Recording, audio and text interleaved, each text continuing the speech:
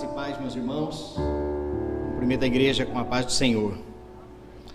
Uma alegria estarmos aqui mais uma vez. E neste momento nós vamos meditar na palavra de Deus. Que o Senhor possa falar com a sua igreja. Nós vamos pensar hoje, o tema da mensagem de hoje é quando Jesus chega. João capítulo 2, será o texto que nós leremos. João 2, versículos de 13 a 22, um texto conhecido, e nós vamos então pensar, refletir sobre esta chegada de Jesus. João foi escrito, o Evangelho de João foi escrito por ele mesmo, um dos apóstolos, aquele a quem Cristo amava, né? Ele era o discípulo amado de Cristo, possivelmente escreveu lá na ilha de Patmos, junto com as suas cartas, e com as demais cartas de Apocalipse, as cartas de primeira, segunda e terceira, né, João, e foi escrito para os gentios, para que os gentios reconhecessem que Jesus Cristo era o Messias prometido, né? Os gentios, para quem não sabe, os gentios são aqueles que não se submetiam a um senhor, como os judeus, né? Então, os gentios, João escreve para que eles reconheçam que Jesus Cristo é o Senhor. No capítulo 1, no princípio era o Verbo estava com Deus, o Verbo era Deus, ele estava no princípio com Deus. Então esse Verbo se faz carne, né, e habita no nosso meio. Então, quando Jesus chega, o que acontece? Né? Jesus Cristo é o próprio Deus encarnado que pisou nesta terra, fruto da sua criação. Nós somos criaturas de Deus, e Deus teve que vir a esta terra para resolver um problema, o problema do pecado, o nosso problema, né? Então, no capítulo 1, narra João falando aí sobre a chegada de Jesus na terra, o próprio Deus, o eterno Deus, ele na terra como Jesus Cristo. E aqui no 2º capítulo, temos o milagre da transformação da água para o vinho, e então vem o episódio que nós leremos agora, João capítulo 2, versículos de 13 a 22, Jesus purifica o templo, é o título desta passagem, que diz assim, deixa eu ler ali o que está no telão, por causa da versão, né? Quando já estava chegando a Páscoa judaica, Jesus subiu a Jerusalém. No pátio do templo, viu alguns vendendo bois, ovelhas, pombas e outros assentados diante da mesa, trocando dinheiro. Então ele fez um chicote de cordas e expulsou todos do templo, bem como as ovelhas e os bois. Espalhou as moedas dos cambistas e virou as suas mesas. Aos que vendiam pombas disse: tirem estas coisas daqui, parem de fazer da casa do meu pai um mercado. Seus discípulos lembraram-se que está escrito: o zelo pela tua casa me consumirá. Então os judeus lhe perguntaram: que sinal miraculoso o Senhor pode mostrar-nos como prova da sua autoridade para fazer tudo isto? Jesus lhes respondeu: destruam este templo e eu o levantarei em 3 dias. Os judeus responderam: este templo levou 46 anos para ser edificado, e o Senhor vai levantá-lo em 3 dias? Mas o templo da qual ele falava era o seu corpo. Depois que ressuscitou dos mortos, os seus discípulos lembraram-se do que ele tinha dito. Então creram nas Escrituras e na palavra que Jesus dissera. Até aqui. Vamos orar. Senhor, aqui está a tua palavra, o teu povo, teu Espírito em nós, no nosso meio. Estamos reunidos como igreja do Senhor, e que a tua palavra venha edificar o teu corpo, ó Deus, aqui na terra, em nome de Jesus, amém. Meus irmãos, Jesus veio cheio de graça e de verdade. Graça é o que fez Cristo pisar nesta terra, o amor de Deus, o amor imerecido. E a verdade é o que Cristo faz então neste episódio. Conhecereis a verdade e a verdade vos libertará. A verdade é Cristo. A verdade, ela confronta literalmente com a mentira. A verdade, ela esclarece, no sentido de clarear. Ela acende a luz e nós podemos ver. A verdade, então, esclarece. Não é à toa que a Bíblia diz: lâmpada para os meus pés é a tua palavra e luz para o meu caminho. Santifica-os, ó Deus, oração de Jesus, sacerdotal em João, no capítulo 17, santifica-os na verdade, a tua palavra é a verdade. Jesus disse: eu sou o caminho, a verdade e a vida. Ninguém vem ao Pai senão por mim. Então Cristo, ele vem revelar a verdade do reino, a verdade de quem somos nós, da nossa condição e o que nós de fato precisamos. O primeiro versículo diz aqui: estando próximo à Páscoa dos judeus, subiu Jesus para Jerusalém. Jesus então veio com os discípulos para celebrar a Páscoa, festa judaica que é narrado lá no livro de Êxodo, onde mostra ali a libertação do povo do Egito. Por que esse povo foi parar lá naquela terra como escravos? Porque se esqueceram de José, se esqueceram do Deus de José, abandonaram o Senhor. 400 anos depois, aquele povo que fazia parte de um plano soberano de Deus, a partir de Abraão, aquele povo então que abandonou a Deus, se tornou escravo. Aqui já temos uma lição: quem abandona a Deus vira escravo, ou de si mesmo, de suas próprias vontades, do seu próprio ego, ou refém daquilo que lhe vem e se submete, seja vícios, seja o próprio ateísmo. Por que não? O ateísmo não deixa de ser uma escravidão. Aliás, o ateu só existe porque Deus existe. A questão é que ele não crê, mas Deus existe. Ele é a verdade. O povo se esqueceu de Deus e eles então viraram escravos. Deus levanta então Moisés para libertar aquele povo, enfrenta Faraó e então Deus liberta aquele povo. E até este período celebravam a Páscoa, referente àquela libertação. Foram para o templo, e eu gostaria de fazer uma explanação breve aqui, como um progresso de como chegamos até este templo, que é o templo de Herodes. Tudo começa com os lugares santos. Abraão, certa vez, ele edificou um altar ao Senhor. Onde? Em algum lugar. Não havia um lugar específico para que Deus pudesse falar ou se manifestar, ou então ser adorado até então. Os lugares santos eram lugares onde era possível encontrar-se com Deus. Quando Abraão deixou Harã e partiu para Canaã, parando em Siquém, Deus apareceu a ele e disse que a terra era prometida aos seus descendentes.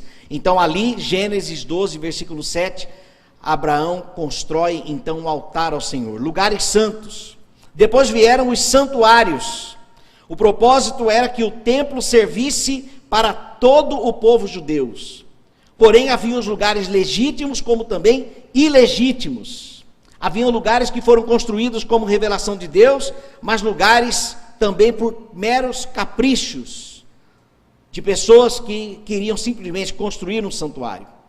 Então, em Êxodo, o lugar central era conhecido como tenda-templo, que então teve ali, foi construído o tabernáculo.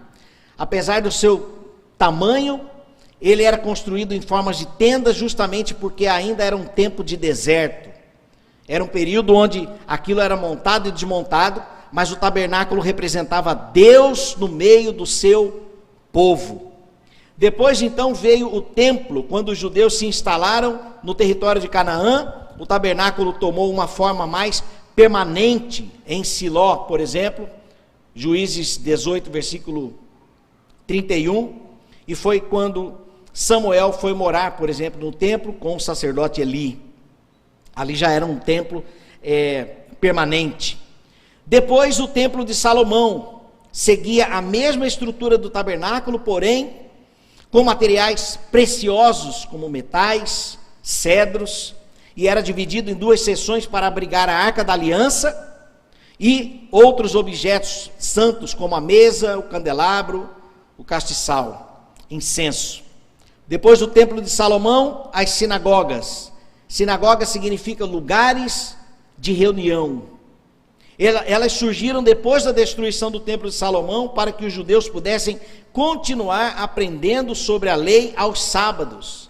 Mas aqui já funcionava da seguinte forma: nós temos aqui 10 judeus, 10 homens, então nós podemos construir uma sinagoga para nós então nos reunirmos, adorarmos, aprendermos as leis e todos aqui juntos no sábado. E então chegamos ao templo de Herodes. Eram prédios gigantes construídos para agradar os judeus. Por quê? Porque Herodes era político. O governo romano queria conquistar os judeus. Então ele constrói um templo gigante, o equivalente a 12, só para nós termos uma ideia. A gente lê templo aqui, Jesus encontrou no templo, a gente pensa que é a Piba, um templo como se fosse esse aqui, o templo que nós chamamos de templo hoje. Mas o templo de Herodes era o equivalente a 12 estádios de futebol dentro dele, o tamanho que era, né? Ele fazia a junção de duas montanhas, e comparando, eu devia ter trazido a imagem, mas comparando o templo de Herodes com as casinhas ao redor, o templo era imenso, e nesse templo haviam pátios dos gentios. Aqui percebam que agora já tem espaço para aqueles que não acreditam no Senhor, mas tem o pátio dos gentios, tem um espaço onde as mulheres podiam entrar, né? O portal Formosa. Haviam então o espaço onde os sacerdotes tinham acesso, mas tudo isso por politicagem, na intenção de agradar os judeus. Eu construo o templo e vocês se submetem a mim. Parece que as coisas não mudaram muito, né? Agrada o povo para poder depois pedir de volta. Jesus então, quando chega no templo, nesse templo imenso para a festa da Páscoa, onde milhares de pessoas se deslocavam até lá, quando ele chega ali no templo, ele observa então os vendedores de animais e os cambistas. Como viam gente de todo lado, de todos os lados, então os cambistas faziam a troca das moedas de prata. E os animais foram ali, os vendedores, na verdade, com aqueles animais, e os cambistas também, foram reprovados por Cristo. Por quê? Porque eles estavam... eles eram como ladrões de cultos. Deixa eu explicar. Eram dois grupos. O primeiro grupo, um grupo que facilitava a adoração, que era o grupo que vendia os animais. Meus irmãos, cada família, cada povo deveria trazer a sua oferta para o sacrifício. Mas este grupo falava: não precisa trazer não, a gente vende lá. Chega lá, você compra. Parece que facilitando o processo de culto, E o segundo grupo, dificultando o acesso, que era justamente os cambistas, porque eles estavam cobrando juros em cima daquela troca de moedas. Então o primeiro grupo facilitava a adoração, e o segundo grupo dificultava o acesso. Então Jesus expulsa do templo este povo que tratava o templo, aquele lugar que até então era um lugar que representava a manifestação de Deus, a presença de Deus. Jesus então reprova e diz: não façam na casa do meu Pai uma casa de negócios. A coincidência de Cristo quanto ao templo é que a consciência de Cristo quanto ao templo é que a sede da mais venerável, para ele a sede da mais venerável adoração do seu Pai, e assim o símbolo de tudo o que é devido a ele na terra. Em João 4, a conversa de Jesus com a mulher samaritana, ele diz: haverá um tempo em que nós não precisaremos nos deslocar para os montes para adorar a Deus. Mas neste tempo ainda era necessário se deslocar para um lugar específico de adoração. Então Jesus chega no templo, e o que acontece? Jesus Cristo se indigna com o que estavam fazendo, com as coisas relacionadas ao reino do seu Pai.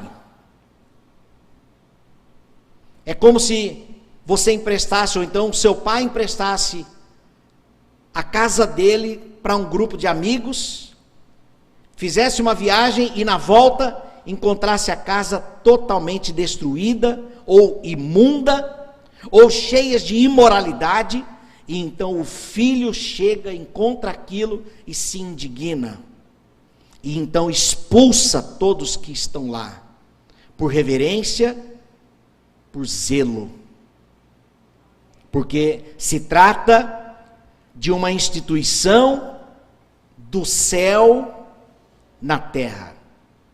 Era como se a conexão do homem com Deus acontecia então mediante o templo. E até que Cristo vem, e nós percebemos aqui, diante desta ação de Jesus, duas reações e uma lição. A primeira reação, o discernimento dos discípulos. Olha o versículo 17. Lembraram-se os seus discípulos de que está escrito: o zelo da tua casa me consumirá. Os discípulos conheciam as Escrituras, e ao testemunhar a reação de Jesus diante daquilo, eles então se lembram das Escrituras. A segunda reação vem no versículo 18, o questionamento dos judeus. Olha que interessante. Discernimento dos discípulos e o questionamento dos judeus. Versículo 18. Perguntaram-lhe, pois, os judeus: que sinal nos mostras para fazeres estas coisas? Preste atenção, os judeus eram os religiosos, eram aqueles que temiam, supostamente, temiam ao Senhor. E quando Jesus faz aquilo, os discípulos se calam e os judeus questionam. A ação de Jesus, duas reações e uma lição. Qual foi a lição aqui? Quem é da verdade não discute com ela. Quem é da verdade não discute com ela. Os discípulos simplesmente observaram a reação de Cristo e não discutiram com ele.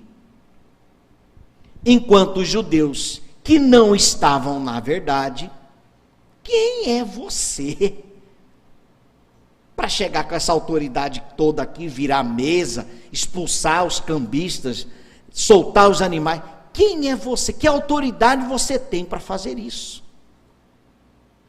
E a resposta de Cristo foi numa perspectiva espiritual. A autoridade que eu tenho é de destruir, eu destruo esse templo e em 3 dias eu levanto ele novamente.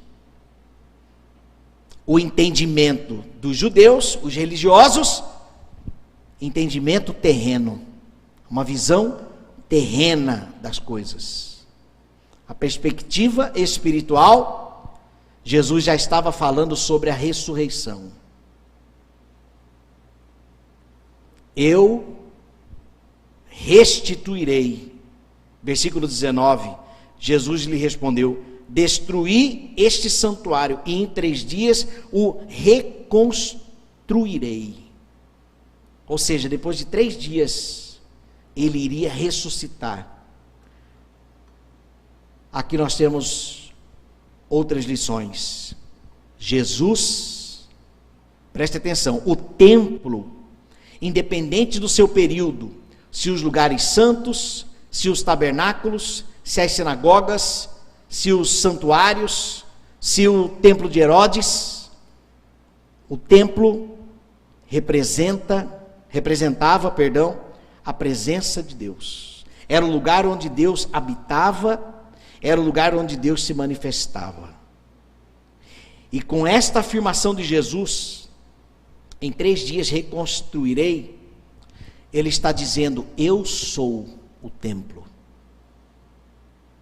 O Pai habita em mim. Não habita nesse templo construído por mãos humanas. Agora o Pai habita em mim. Eu sou o templo. Olha que interessante. E Jesus estava nesse templo para celebrar a Páscoa.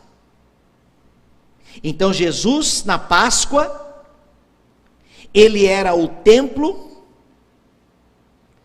onde o Pai habitava nele, e ele se entrega como o cordeiro, onde aqueles animais que iriam ser sacrificados, Jesus então é o cordeiro de Deus que tira o pecado do mundo. Ele é aquele que purifica-nos do pecado. Mas os judeus, olha, meus irmãos, os judeus estavam falando com Deus e não reconheceram. Religiosos não têm discernimento para saber o que é Deus, o que é de Deus e o que não é. Eu estou dizendo religiosos, aqueles que se submetem a dogmas, a regras, e acham que é aquilo ali o suficiente para agradar a Deus. Mas Deus não é religião. Deus é Deus ele é uma pessoa onde nós podemos nos relacionar com Ele. Os judeus estavam conversando com Deus e não perceberam. Eles não tinham a lente espiritual. Eles não tinham a lente espiritual, a lente que os discípulos aqui já tinham. Eles não questionaram a atitude que Cristo teve. Eles simplesmente lembraram da palavra. Aqui eu não lembro, esse versículo, professora Raquel, eu não lembro se esse versículo é Zacarias ou Malaquias. Eu sei que é um dos Ias aqui. Mas os discípulos lembraram. Observando as ações de Cristo, que é a verdade, eles lembraram da palavra, que é a verdade, a lei, as leis. Então, Jesus é a Páscoa. Jesus é o cordeiro, o animal que seria sacrificado, que seria entregue. Jesus é o perdão para os nossos pecados. Jesus é o templo onde Deus habita. E o que acontece então? Acho que agora que eu vou entrar no sermão mesmo. O que acontece quando Jesus chega. Meus irmãos, no Novo Testamento, o apóstolo Paulo vai dizer que nós somos o templo. O templo no Novo Testamento, o templo, como nós inclusive conhecemos e chamamos, o templo da primeira igreja batista de Aracaju, o templo somos nós. A coinonia da igreja, a junção dos santos neste lugar, é o templo. O templo somos nós. Se um dia esta igreja fechar as portas, não por causa de pandemia, viu? E nós saímos daqui e nos reunimos lá naquela praça estará reunida o templo de Deus, porque o templo somos nós. O templo somos nós.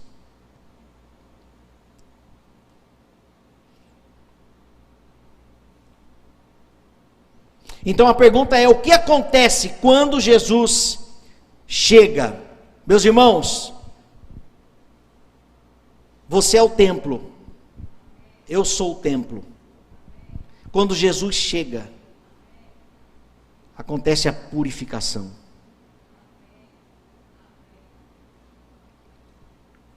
Um dia Jesus chegou na sua vida e você foi purificado.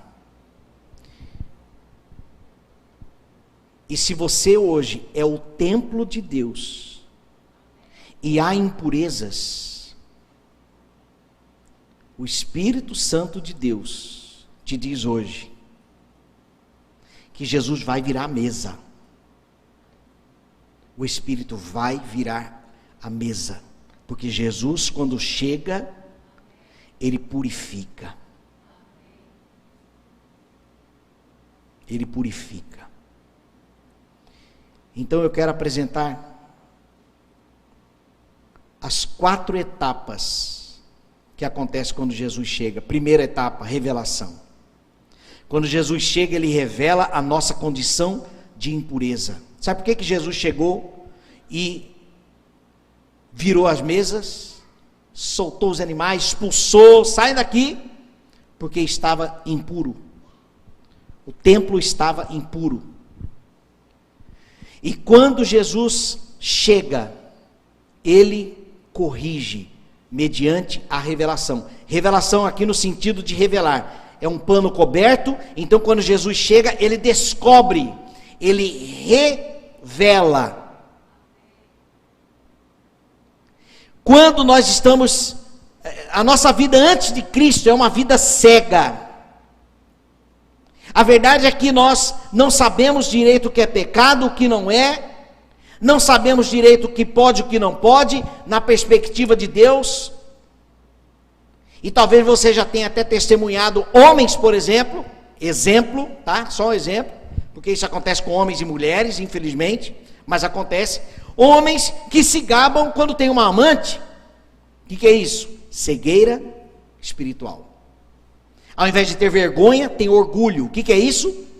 Está na escuridão, está vivendo na impureza, mas quando Cristo chega, revela. Quando Cristo chega, ele revela aquilo que está impuro. Aquele que mente, não minta mais. A mensagem de hoje pela manhã, incrível, Deus usou o pastor Paulo aqui hoje, poderosamente. Aquele que rouba, não roube mais. Aquele que adultera, não adultere mais. Mas quem diz isso? O Espírito Santo de Deus, quando Jesus chega. Meus irmãos, quantas pessoas já tentaram mudar de vida por si só e não conseguiram? Não estou dizendo que ninguém consegue. Deus nos deu inteligência, tá? Mas existem casos em que só Cristo pode libertar. Só Cristo pode acender a luz. Porque quando Cristo acende a luz, quando Cristo revela, a pessoa chega à conclusão de que ela está nua. Que vergonha! Estou nu na frente de todos. Ué, mas por que antes de Cristo você não tinha vergonha? Porque estava na escuridão. Mas quando Jesus chega, a revelação acontece. Na impureza não discernimos pecados. Na impureza não reconhecemos a presença de Deus. Ignora-se as coisas do céu. Ignora-se as igrejas. Já ia falar os templos. Mas as pessoas ignoram. E talvez você foi um deles, que passava por uma igreja e simplesmente aquilo era a mesma coisa de não estar lá. Mas hoje, quando nós saímos e a gente encontra as igrejas, aliás, é até um pouco complexo isso, porque eu já ia falar assim, no domingo, quando a gente sai andando e vê as igrejas, aí, não, nós estamos na nossa. Mas num imprevisto desse, que eu não puder vir para a igreja, e no domingo à noite eu estiver na rua, e eu ver as igrejas cheias, louvado seja Deus. É um testemunho de que Deus existe, e que o seu povo está adorando o seu Senhor. Mas sem Cristo, eu já ouvi, teve uma vez que uma pessoa foi tirar onda perto de mim, sabendo que eu era pastor. Acho que eu vou abrir uma igreja. Aí colocou a mão no bolso assim, sabe? Acho que eu vou abrir uma igreja. Sabe? Sabe o que é isso? Cegueira. Cristo ainda não chegou lá. E na cegueira, a pessoa não compreende as coisas de Deus. Na impureza, nós questionamos. Mas a Bíblia foi escrita por homens. E se fosse escrita por um animal, será que as pessoas iam acreditar? Claro que não. Claro que não. Se não acredita escrito por homens, agora o que é isso? Não acredita porque a luz não se acendeu. Mas quando Jesus chega, a luz se acende, e aí então a pessoa compreende quão cego eu estava. Olha a minha condição. Lembra do filho pródigo? O filho pródigo, quando ele caiu em si, quando seus olhos abriram, segundo a história que Jesus contou, né? Ele já estava no chiqueiro. Ele já estava no chiqueiro. O que eu estou fazendo aqui? Até os empregados do meu pai têm mais vida do que eu aqui. Então, quando ele cai em si, ele se arrepende. Cristo, quando chega, faz com que nós caiamos em nós mesmos. Ele faz com que nós nos enxerguemos. Eu já falei uma vez, eu tocava na noite, gente, eu rebolava até o chão, que vergonha, dá vergonha só de falar hoje. Mas por que vergonha? Porque a luz se acendeu. Então, quando Cristo chega, revelação. Segundo, quando Cristo chega, purificação. Quando Jesus chega, ele purifica o templo com a sua autoridade. Ele purifica. A palavra de Jesus, as palavras de Jesus purificam. As palavras de Jesus expulsam aquilo que é impuro na vida do cristão, porque o cristão passou a ser templo. Nós somos o templo do Espírito Santo de Deus. Assim como Deus habitava, sendo ele onipresente, mas ele habitava no templo, construído por mãos humanas. Hoje, sendo nós o templo, o Espírito Santo passa a habitar em nós, depois que cremos em Cristo. No próprio capítulo 1 de João vai falar sobre isso. Então a purificação acontece, expulsou todos do templo e disse: tirai daqui estas coisas. Quando Jesus chega, a impureza sai, amém? Quando Jesus chega, a impureza sai. E meu irmão, minha irmã, se a impureza ainda está aí, vire a mesa. Aliás, deixe que Cristo vire a mesa. Permita-se viver na verdade, não mais na mentira. Mensagem da manhã de hoje. Se você não assistiu, assista, está no YouTube. Quando Cristo chega, Ele purifica a mente. Quando a verdade chega, a mentira não permanece. Ele purifica a mente, as nossas intenções, o nosso propósito de vida muda. Ele purifica o corpo, a nossa postura de obediência, de reverência, de decência. Pessoas que andavam de forma indecente se transformam. A indecência não faz parte do corpo do crente, mas sim uma vida de reverência, de integridade, de obediência, de boas atitudes. Quando Jesus chega, ninguém permanece o mesmo. Li certa frase que dizia o seguinte: o cristão é aquele cujo algo aconteceu. O cristão é aquele cujo algo aconteceu. O cristão genuíno, ele não permanece o mesmo, nas mesmas práticas, como se não conhecesse a Jesus, porque quando Cristo chega, Ele purifica. Eu tinha mania de falar palavrões, e logo que eu me converti, fui convidado para participar de uma gincana. Tinha 21 anos, eu fui convidado para participar de uma gincana da juventude da igreja, e quando me colocaram lá na frente, com o microfone na mão, eu fiquei com tanta vergonha, que eu comecei a soltar uns palavrão assim, sem perceber, como fosse uma gíria. E quando eu sentei, meu irmão falou: rapaz, o tanto de palavrão que você falou lá na frente. Eu falei assim: eu nem percebia, mas eu ainda tinha o hábito do pecado. Mas quando Cristo chega, Ele começa a nos incomodar. Ele começa a nos incomodar, aquilo que é pecado, aquilo que não tem a ver com Cristo. Certa vez, numa escultura de apresentação de escultura, exposição de esculturas feitas no gelo, um repórter perguntou para um escultor: como que você consegue fazer um cavalo de gelo? Ele falou: eu pego uma barra de gelo quadrada e tiro da barra de gelo tudo aquilo que não parece com um cavalo. Sobra o quê? Sobra o cavalo. Jesus, quando chega, Ele tira de nós tudo aquilo que não parece com Ele. E fica o quê? Fica Cristo. Até que cheguemos à varonilidade de Cristo. Efésios vai dizer isso.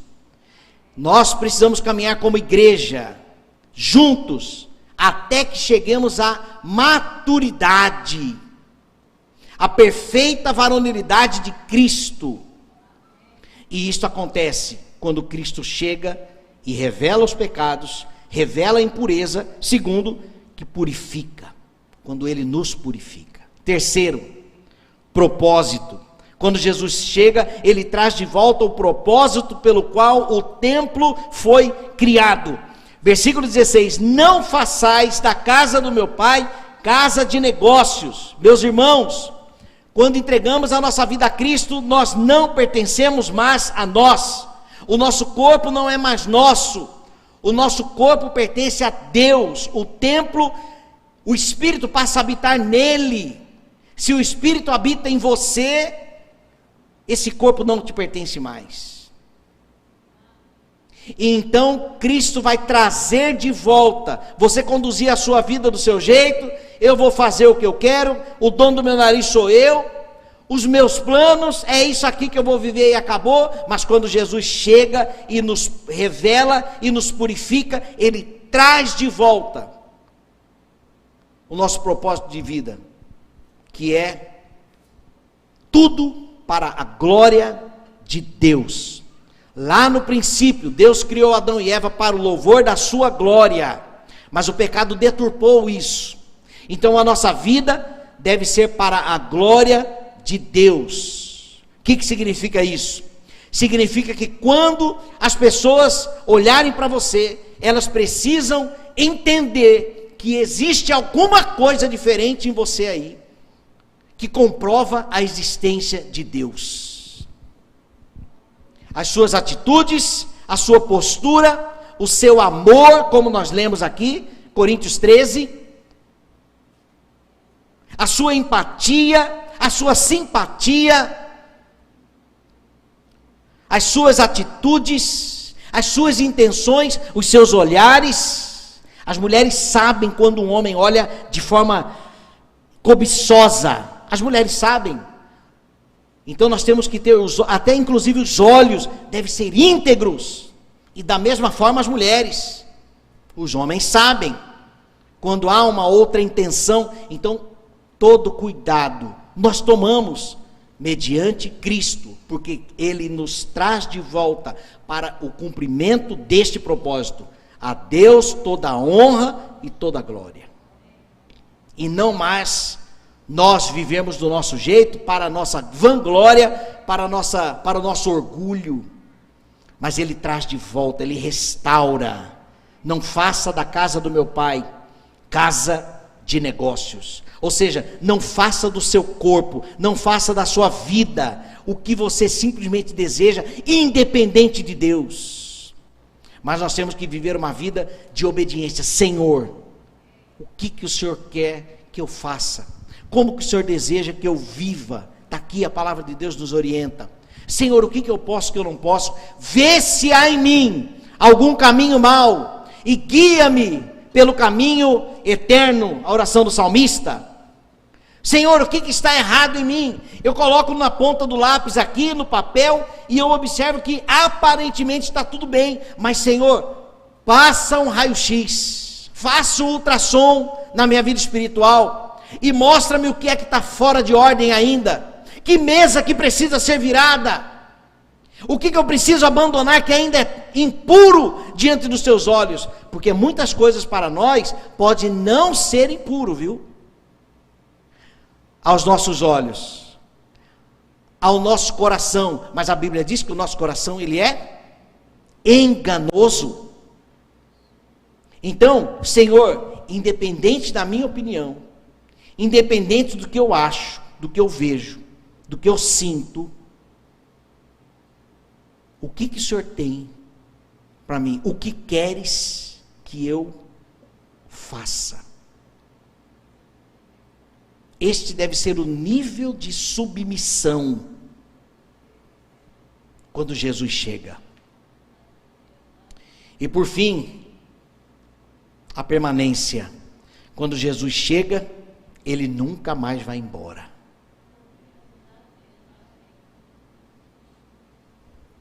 Jesus entrou naquele templo, e a verdade é que Jesus nunca mais saiu. 2000 anos se passaram e aqui estamos nós falando dele. Quando ele foi, ele não nos deixou órfãos. Enviarei outro consolador. E aqui estamos nós, consolados. O Espírito Santo de Deus continua trabalhando em nós. Continua nos purificando dia a dia. Quando Jesus chega, ele jamais vai embora. Versículo 22. Quando, pois, Jesus ressuscitou dentre os mortos, olha aqui, ó, lembraram-se os seus discípulos de que ele dissera isto, e creram na Escritura e na palavra de Jesus. João 6,37. Todo o que o Pai me der virá a mim, e quem vier a mim eu jamais rejeitarei. Quando Jesus chega, ele nunca mais vai embora. Nele, Efésios capítulo 1, quando vocês ouviram e creram na palavra da verdade, o evangelho que os salvou, vocês foram selados com o Espírito Santo da promessa, que é a garantia da nossa herança até a redenção daqueles que pertencem a Deus, para o louvor da sua glória. Somos selados Isto é, o Espírito está conosco todos os dias até a consumação dos séculos. Para concluir, meus irmãos, quando Jesus chega, ele purifica o templo.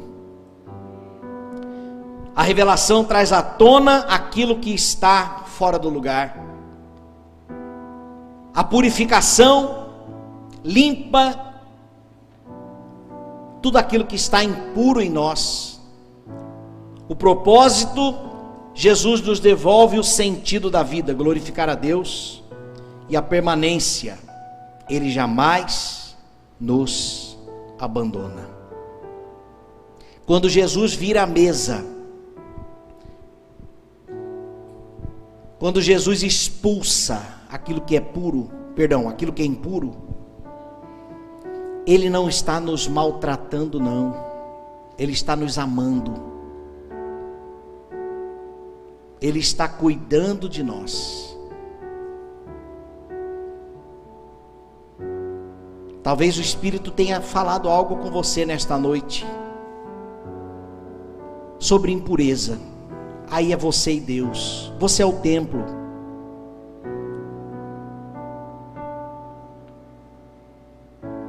Encerra essa mensagem com um versículo. Apocalipse capítulo 3, versículo 20. Jesus disse a João, este mesmo João, escreva aí. E ele escreveu: eis que estou à porta e bato.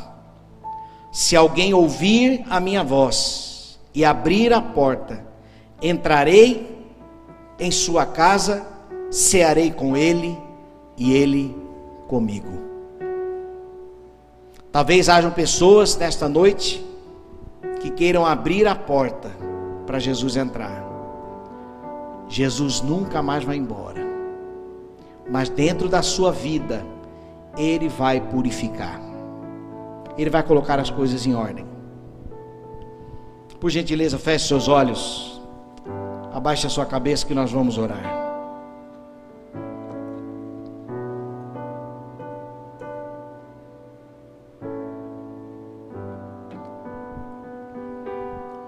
Senhor nosso Deus, aquele que purifica o templo, talvez nesta noite hajam pessoas desejosas em abrir a porta do seu coração para o Senhor entrar. Ó Deus, em nome de Jesus, faça morada,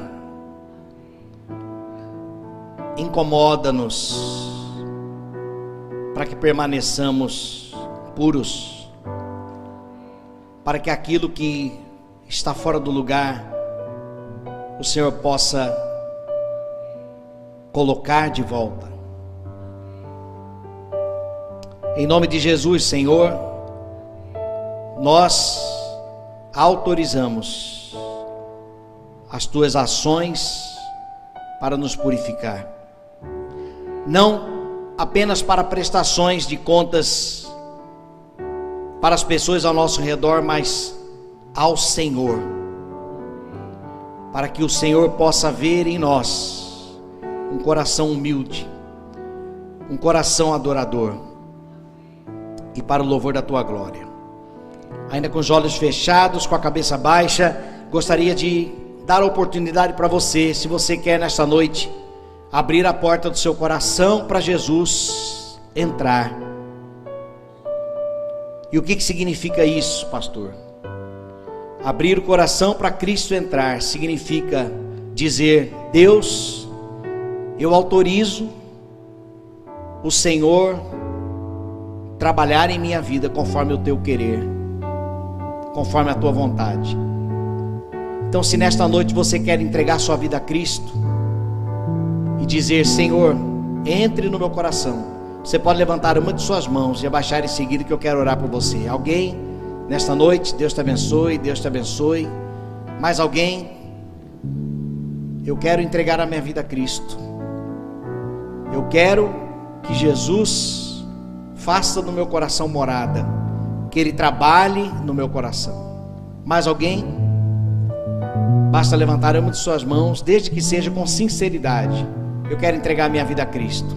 É o seu caso? Levante uma de suas mãos e abaixe em seguida, que eu quero orar por você. Pela última vez? Alguém? Amém, Deus te abençoe.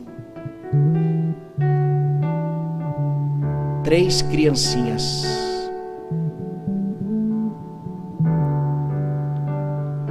Senhor, nós te louvamos pela vida destas 3 criancinhas que entenderam a mensagem e abrem a porta do seu coração, de seus corações, para que o Senhor entre e faça morada. Completa, Senhor, a tua obra na vida delas e na nossa também. Em nome de Jesus, amém. Graças a Deus.